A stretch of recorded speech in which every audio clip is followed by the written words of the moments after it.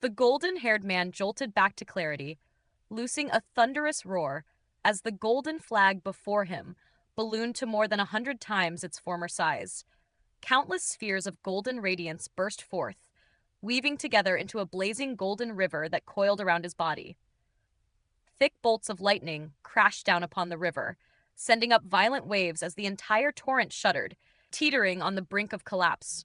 Brilliant golden light erupted from the man's body, and in an instant he transformed into a colossal golden dragon, tens of thousands of feet long. Its sinuous body was both sleek and imposing, sheathed in dense golden scales etched with spirit patterns that radiated indestructibility. Its claws gleamed sharply, as if capable of rending heaven and earth alike. An aura nearly twice as overwhelming as before surged forth, and the dragon opened its vast jaws, unleashing a pillar of golden light into the river of flames. The golden river flared and expanded several-fold, its flames surging with furious speed. The lightning bolts were swept into the torrent and quickly drowned within it. Seeing this, the purple-robed man swiftly formed a hand seal. Black lightning erupted from his body, spreading outward into a vast lightning spirit domain dozens of kilometers across, engulfing the golden dragon within. Arcs of lightning churned wildly inside, and more than a dozen towering black humanoid figures stood amid the storm, each exuding terrifying fluctuations of lightning law power. A flicker of surprise crossed the dragon's eyes. It drew breath to unleash its own spirit domain and roared, "If you insist on a battle of life and death, then so be it." Yet the purple-robed man moved first. He chanted an incantation and pointed toward the black wheel. Instantly, the humanoid lightning figures shot forward like flashes of light and vanished into the wheel. The wheel swelled once more, turning half-transparent as blinding lightning poured from it. Dozens of thick lightning bolts erupted outward, most streaking toward the golden dragon, while a few veered downward toward the massive golden ships below. Enraged, the dragon roared, "How dare you be distracted while facing me?" Golden flames burst from its body, not forming a domain, but instead condensing into a vast rolling cloud of golden fire. Runes churned within it amid deep rumbling, then surged forward toward the purple-robed man with unstoppable force, ignoring the lightning striking the ships beneath. The golden cloud collided with the lightning in eerie silence. The bolts pierced straight through, racing on toward the dragon, while the cloud itself remained unimpeded, appearing before the purple-robed man in a flash. The cloud writhed like a living thing, reshaping into a mountainous dragon's head that opened its jaws to swallow him whole. The purple-robed man's expression tightened as he retreated swiftly, forming another seal. The black wheel swept in to block the dragon's maw, while all the lightning within the domain converged into a massive net that wrapped around the dragon's head. With a violent swing, the dragon knocked the wheel aside and unleashed a deafening roar. Devastating sound waves erupted, manifesting as countless indistinct blades and spears that tore through the lightning net and surged toward the purple-robed man. Space shattered like glass. The lightning net disintegrated, and the purple-robed man's body shook violently as deep gashes split across his skin. Blood sprayed outward as he was hurled back through the air. In that same heartbeat, the dragon's entire body was engulfed by the raging golden river. Lightning bolts plunged into the flames with earth-shaking booms, but were soon overwhelmed and extinguished. Below, explosions rang out as most of the giant golden ships were annihilated. Ignoring all else, the golden dragon charged straight toward the purple-robed man. A colossal claw projection appeared overhead and slammed down with savage force. But at that instant, a black vortex opened beneath the purple-robed man and swallowed him whole. The claw struck only empty air. Moments later, the vortex reappeared dozens of kilometers away, ejecting the purple-robed man. A pillar of green light followed, plunging into his body and cloaking him in verdant radiance as his wounds healed in the blink of an eye. The dragon halted mid-pounce, hesitation flickering across its face. Pale but steady, the purple-robed man rose and bowed deeply toward the black vortex. "My thanks, esteemed devilish monarch." At those words, the dragon's expression changed drastically. Without the slightest pause, it turned and fled toward the spatial passageway. A cold, omnipresent voice echoed through the void. You think you can leave after slaughtering so many of my kin? Space above the fleeing dragon collapsed, and a massive silver hand, acres in size, descended from the void. The dragon's movements slowed as crushing pressure bore down from all directions. Time itself seemed to freeze, sound fading until only the expanding silver hand filled its vision. No! The dragon roared, golden flames exploding outward. Holes were burned into the compressing space, yet the pressure remained inexorable. The silver hand descended gently, and the mighty dragon was crushed like a fragile egg, reduced to a heap of gore. All who witnessed it stood frozen in disbelief. Silence reigned for an instant before chaos erupted. Heavenly Court. High Zenith cultivators fled desperately toward the passageway, but the silver hand flicked a finger. Silver light shot forth, and dull thuds echoed as each cultivator was pierced through the forehead, lifeless bodies falling from the sky. The silver hand then struck the golden vortex, throwing the passageway into violent instability. Golden runes surged forth to form an array, struggling to hold it together, but it was futile. With a cold snort, the silver hand clenched, crushing the passageway completely. It collapsed with a resounding boom and vanished. Despair seized the Heavenly Court army, while the devilish forces surged with morale, cutting down their foes in a brutal, one-sided slaughter. The purple-robed man descended with an embarrassed expression and bowed. My apologies, esteemed devilish monarch. Without your aid, the consequences would have been dire. The silver hand transformed into a humanoid figure and replied calmly, Our devil realm is not yet strong enough to oppose the Heavenly Court head-on. The outcome would have been the same regardless. Relief softened the purple-robed man's face. The silver figure continued, Kill only a third of them. Cripple the rest and send them to Asura Island as slaves. When questioned, the silver figure explained that the Heavenly Court's true enemy was the Reincarnation Palace, and this army lacked Tao ancestors, proving there would be no full war. Sparing the rest would provide leverage and secure temporary peace. The purple-robed man bowed in admiration as the silver figure vanished. He stood briefly in silence before returning to the battlefield. Far from the chaos, the body Hanli possessed cracked its eyelid open slightly, releasing a quiet sigh of relief. The pressure from that silver hand had eclipsed even that of the great encompassment beings, and only now did he dare allow his hidden spiritual power to stir ever so slightly. After steadying his breathing, Hanli cautiously extended his spiritual sense in all directions, quietly surveying the battlefield's aftermath. With the golden-haired man and the Heavenly Court's high zenith cultivators annihilated by the silver figure, the remaining Heavenly Court forces had already fallen into utter chaos. Scattering in blind flight, the devilish army surged after them like a black tide, led by their own high zenith experts. Lee Mosey did not personally join the slaughter. Instead, he unfurled a vast lightning attribute spirit domain that blanketed the battlefield. Within it, devilish cultivators were clad in crackling lightning garments, their speed sharply enhanced, while Heavenly Court cultivators were hindered and slowed by the turbulent arcs of lightning obstructing their escape. In less than 15 minutes, the Heavenly Court army completely collapsed. Rather than executing everyone, the devilish army captured most of the survivors alive, sealing their cultivation, confiscating their storage treasures, and herding them into enormous flying ships. The remaining golden vessels of the Heavenly Court were seized, while others descended to clean up the ravaged land below. Trapped within Lee Mosey's spirit domain, Han Li dared not make the slightest move. He lay motionless among the corpses, allowing himself to be swept into a giant ship by the devilish cultivators. Since escape was impossible, he turned inward, delving into the memories of the body he had possessed. A vast torrent of recollections flooded his mind, far more extensive than in his previous transmigrations, and even with experience, the tearing pain nearly overwhelmed him. Only after a long struggle did the agony recede. Sorting through the fragments, Han Li sought answers to what he had just witnessed. He soon learned that this body belonged to a late High Zenith devilish cultivator named Yu Ao, and that they were currently in the Devil Realm. Memories revealed why devilish cultivators were so rare in the true Immortal Realm. Those who cultivated devilish arts ascended directly into the Devil Realm. an independent region neighboring several immortal regions, yet standing apart from them. Han Li searched in vain for information about the owner of the terrifying silver hand, finding nothing of use. As for the cause of the battle, he pieced together that the Heavenly Court had attempted to recruit the Devil Realm as an ally against the Reincarnation Palace, while the Devil race had chosen neutrality.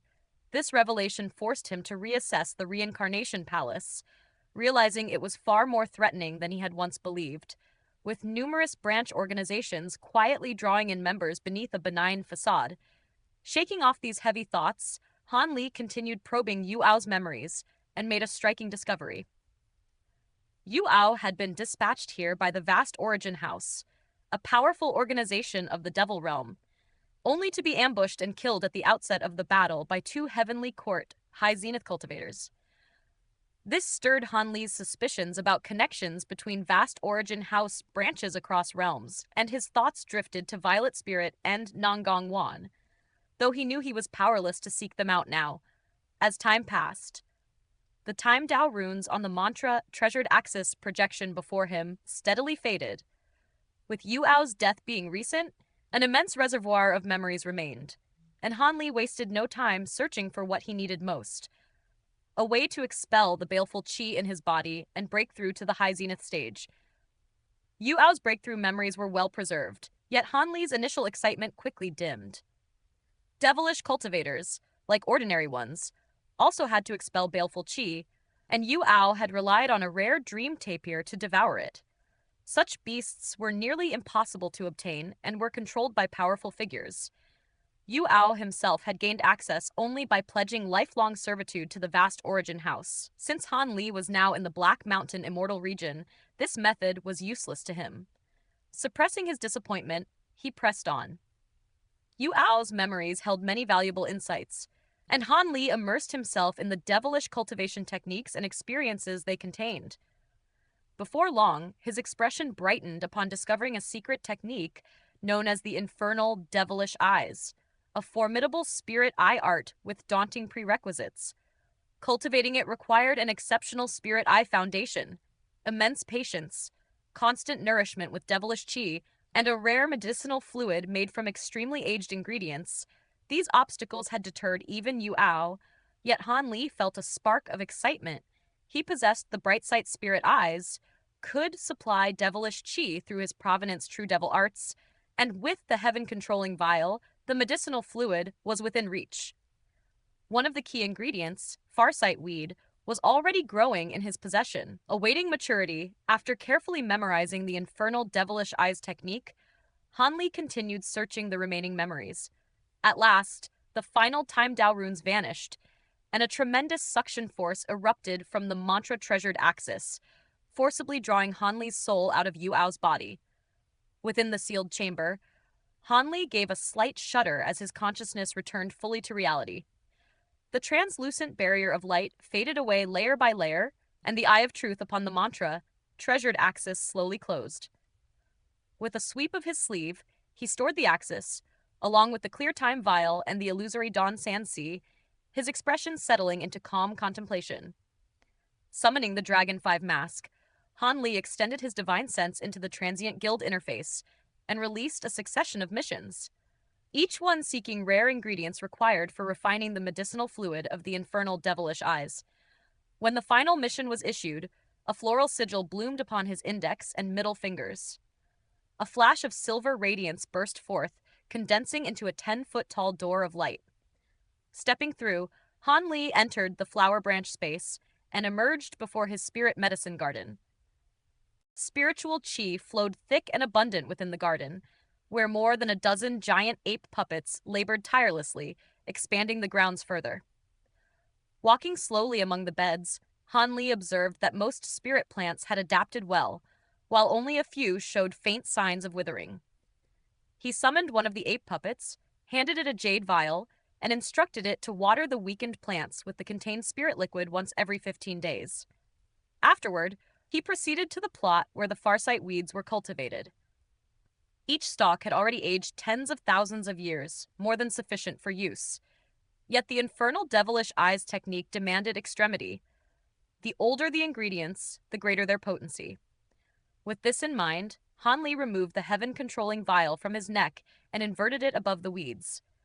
A single drop of green spirit liquid descended, only to be shattered by a flick of his finger into a fine mist that evenly blanketed the plants. After watching briefly, he continued onward. Near the back of the garden lay a patch of dark purple spirit soil, swamp-like and murky. Dao warrior primary beans grew there in abundance, shrouded by drifting violet mist. Though indistinct to the eye, their auras were steady and vigorous. Beyond that lay newly expanded ground, watered but still barren, awaiting future use. At that moment, a voice sounded nearby. "May I offer a word of advice, fellow Taoist Han?" Han Li turned to see Mo Guang approaching and inclined his head. "Please speak. This domain treasure allows circulation of world origin qi, yet its limits remain," Mo Guang cautioned. "Plant too much, exceed its tolerance, and spiritual qi collapse may follow, leading to the ruin of this space." Han Li nodded calmly. "I am already aware. I came this time precisely to reinforce the domain's restrictions." Mo Guang smiled. "Then it seems my concern was unnecessary." "On the contrary," Han Li replied warmly, "your vigilance is appreciated. I expelled some baleful qi earlier and meant to deliver it to you." With a flick of his wrist, he tossed over a black storage pouch. Mo Guang caught it, surprise flickering across his face as he inspected its contents. "My thanks, fellow Taoist Han." "No need for courtesy," Han Li said lightly. "Come, let us go to the bamboo pavilion." They soon arrived at the pond before the purple bamboo pavilion. Mo Guang entered to resume his cultivation, while Han Li circled the pond, casting round array stones into the water at precise points.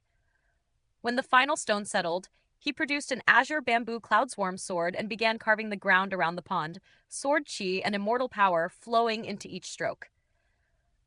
Before long, a vast and intricate array took form. Han Li exhaled softly and put away his sword. A mid-grade immortal origin stone appeared in his palm.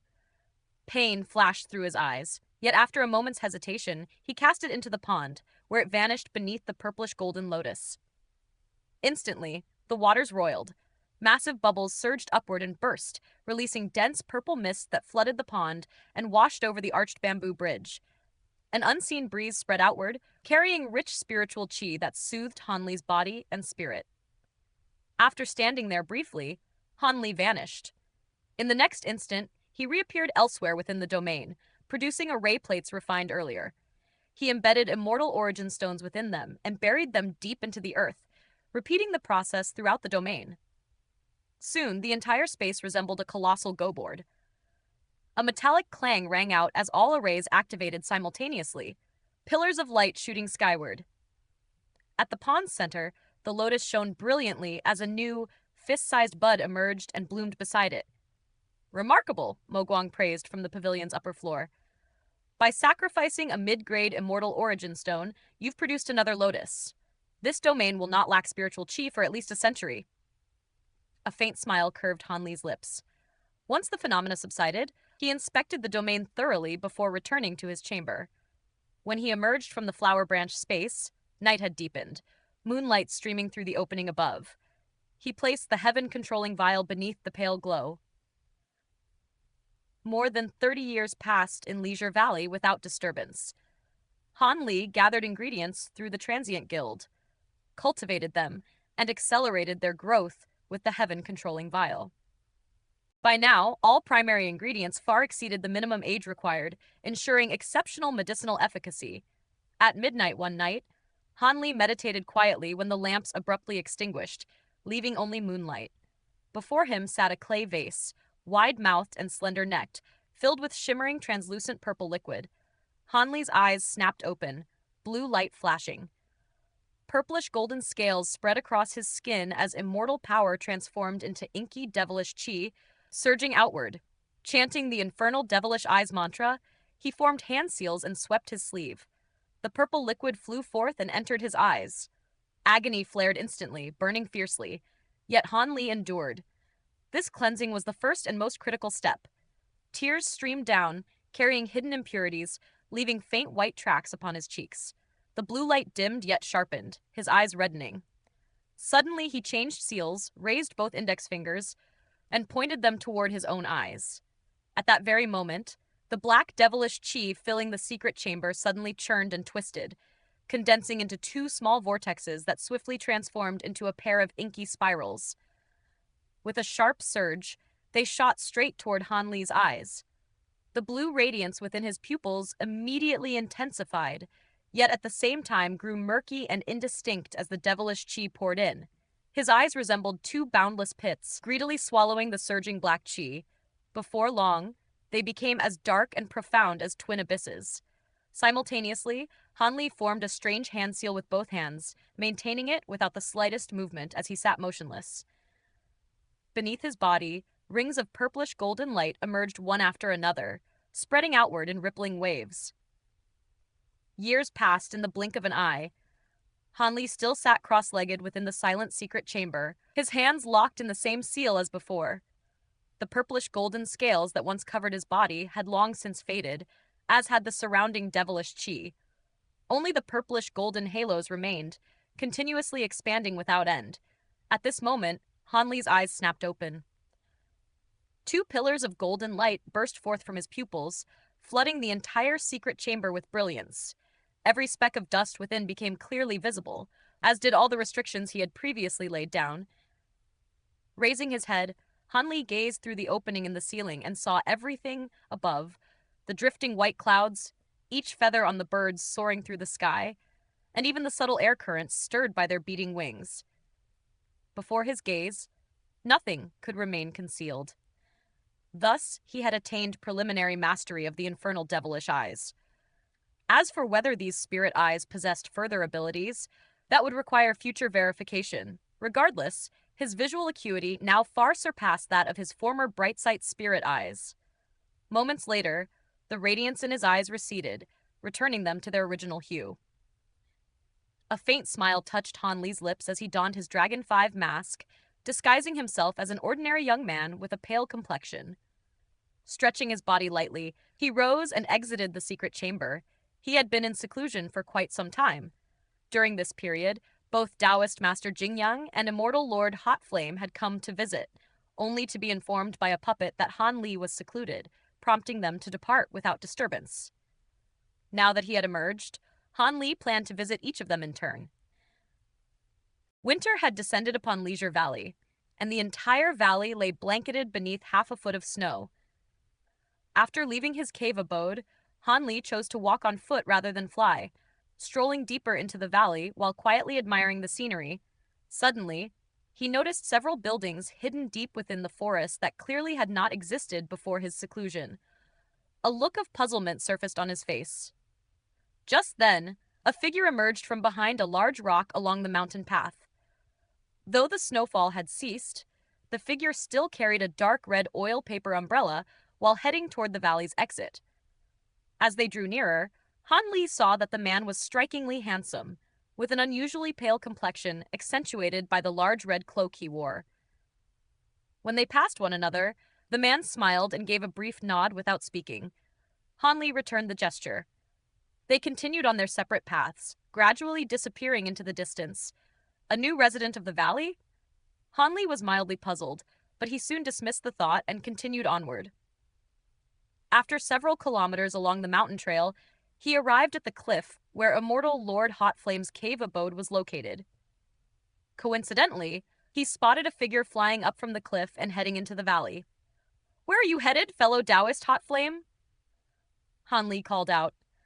Immortal Lord Hot Flame paused midair, then descended with a smile.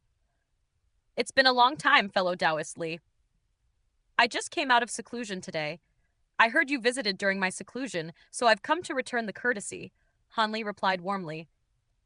"I learned you were secluded and didn't wish to disturb you," Immortal Lord Hot Flame said with a nod. "Was there something you needed to discuss with me?" Han Li asked. "Nothing too urgent. I merely wanted to advise you to refrain from using the Fireleaf Sect Elder Badge to enter Jade Gathering City for the time being," Immortal Lord Hot Flame said. Han Li's brows knit slightly. "Why is that?" "Jade Gathering City hasn't been peaceful these past 200 years. The Black Mountain Immortal Palace has tightened inspections at the city gates. I feared you might encounter trouble if you weren't careful. Immortal Lord Hot Flame explained. What exactly has been happening? Han Li asked, suspecting the unrest was linked to the aftermath of the auction. It's a long story. Everyone happens to be gathering today. Why don't you come along, and we can discuss it together? Immortal Lord Hot Flame suggested. Suppressing his curiosity for the moment, Han Li agreed. The two rose into the air and soon arrived at a broad cliff deep within the valley. The cliff jutted several hundred feet from the mountainside, and atop it stood an octagonal pavilion covered in thick snow. Inside, a stone table was surrounded by three figures, Yuzichi, Mowushe, and Duan Yuzai. After exchanging greetings, Duan Yuzai turned to Han Li. When did you come out of seclusion, fellow Taoist Li? Just today. It seems my timing was rather fortunate, Han Li replied with a smile. I heard from fellow Taoist Jingyang that... Yuzichi began. Before he could finish, Mowushui tugged his sleeve, cutting him off. Yuzichi immediately realized he had touched upon a sensitive matter and looked embarrassed. It's fine, Han Li said calmly.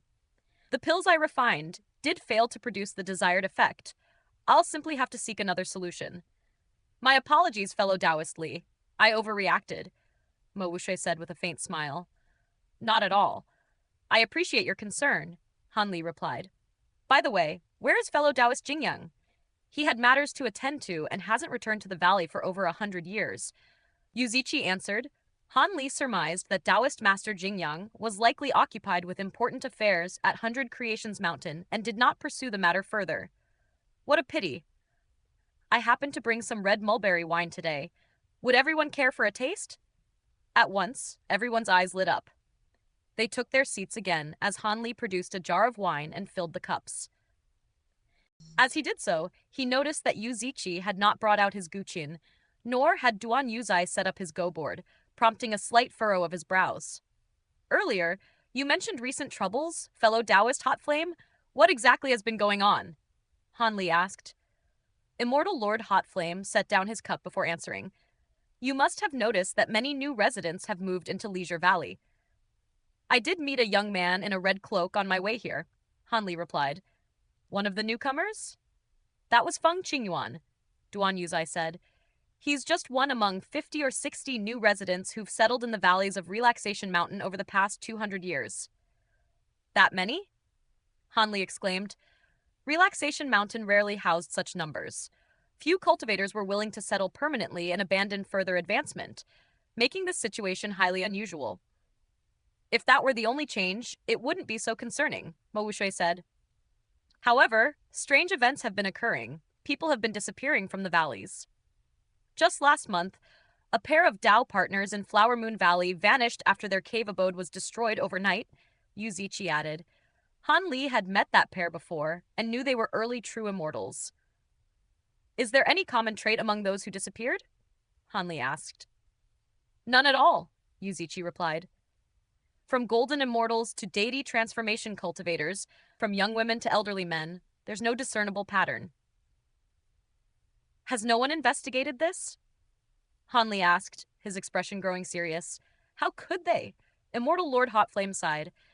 Everyone here seeks a carefree life, without factions or unified authority. Only private investigations have been conducted, and they've turned up nothing. With no pattern among the victims, there's nothing to follow. Exactly, Yuzuki agreed. In the past, those who left would at least inform friends. There's never been such a large number of silent disappearances before. The pavilion fell into a heavy silence as the gravity of the situation settled over them. Duan Yuzai sighed softly as he spoke. The only thing we can be nearly certain of is that all these strange incidents are connected to the new residents who moved in over the past 2 centuries. Before they arrived, the valley had always been peaceful. In that case, why hasn't anyone looked into these newcomers? Han Li asked calmly. At first glance, they all seem entirely ordinary, Yuzichi replied with a weary sigh. And because of the valley's long-standing rules, no one wished to pry into others' affairs. Only recently, with so many odd occurrences piling up, have people begun to investigate. But the results have been extremely bizarre, and all sorts of strange rumors have spread. What kind of rumors? Han Li asked. Some claim man-eating devils have infiltrated the mountain range. Others insist it's the work of bloodthirsty evil cultivators. There are even those who believe the Immortal Palace has sent spies to stir chaos and wipe us out since this place lies beyond their control. And some people link everything to the Silver Fox incident in Jade Gathering City, Duan Yuzai said with a helpless sigh. They say Silver Fox failed to escape the Black Mountain Immortal region and is hiding here in Relaxation Mountain. In the end, it's all unverified nonsense. In my view, Immortal Lord Hot Flame said as he took a leisurely sip of wine, these rumors were deliberately spread by the true culprits to divert attention and muddy the waters. Han Li's thoughts churned upon hearing this. If these matters were truly tied to the Silver Fox incident, then there was a real chance the Black Mountain Immortal Palace had planted people within the mountain range. If so, the chaos would only deepen with time. Relaxation Mountain has never belonged to any sect or the Immortal Palace, Mo Wushui sighed. It's been a lawless land. The peace here was only preserved because of the rules set down by that powerful senior long ago. Now that no one remains to enforce them, I fear things will only worsen. A heavy silence fell over the table. Suddenly, Immortal Lord Hot Flame slammed his wine cup down and laughed loudly. Even if the heavens collapse, there will still be someone above us to hold them up. What's there to fear? This isn't the only place like this in the true Immortal Realm. If it becomes too dangerous, we can always leave. That may be true for most of us, Han Li replied with an amused smile. But as the Grand Elder of the Fireleaf sect, I doubt you can simply pack up and leave whenever you please. Why must you be so blunt, fellow Taoist Li? Immortal Lord Hot Flame grumbled, clearly displeased. The others couldn't help but laugh, and the tense atmosphere finally eased. After more wine and half a day of idle conversation, everyone went their separate ways. Though no one mentioned the disappearances again, it was clear they lingered in everyone's thoughts. Han Li departed together with Immortal Lord Hot Flame. Before parting, Hot Flame once more warned him not to reveal his identity as an outer sect elder of the Fireleaf sect should trouble arise. He offered no explanation, and Han Li did not press the matter. Back at his cave abode, Han Li checked on his spirit medicines and Dao warriors within the Flower Branch abode, then entered seclusion to continue cultivating his time attribute arts. Barely half a year passed before an incident shook Leisure Valley. One morning, as Han Li was preparing to tend his spirit medicine garden and water his Dao warrior beans, he sensed Duan Yuzai's arrival. He opened his cave abode, ready to greet him, but Duan Yuzai's anxious expression made it clear this was no casual visit. What's wrong, fellow Taoist Duan? Why do you look so shaken? Han Li asked. Yuzichi has been attacked and is on the brink of death. Please save him, fellow Taoist Li. Duan Yuzai cried urgently. Where is he? Han Li asked at once. Light Breeze Cliff, Duan Yuzai replied. Han Li vanished on the spot. Duan Yuzai paused for a breath, then also departed as a streak of light. Moments later, Han Li appeared atop Light Breeze Cliff. A wide patch of snow at the cliff's edge had been soaked in blood, frozen into dark red ice crystals. At their center lay a young man in white robes, completely drenched in blood, his face deathly pale and his eyes glazed. Mo Wushui knelt beside him in the snow, her own complexion pale. A silver light barrier enveloped Yuzichi as she continuously injected immortal spiritual power into his body. Fellow Taoist Li! Hope flickered in Mo Wushui's eyes when she saw him. Han Li nodded and swiftly approached, reaching through the barrier to grasp Yuzichi's wrist. Purple light flashed in his eyes as his gaze swept over Yuzichi's body. His brows knit tightly, his expression darkening, anger slowly surfacing. Seeing his reaction, Mo Wushui's face grew even paler.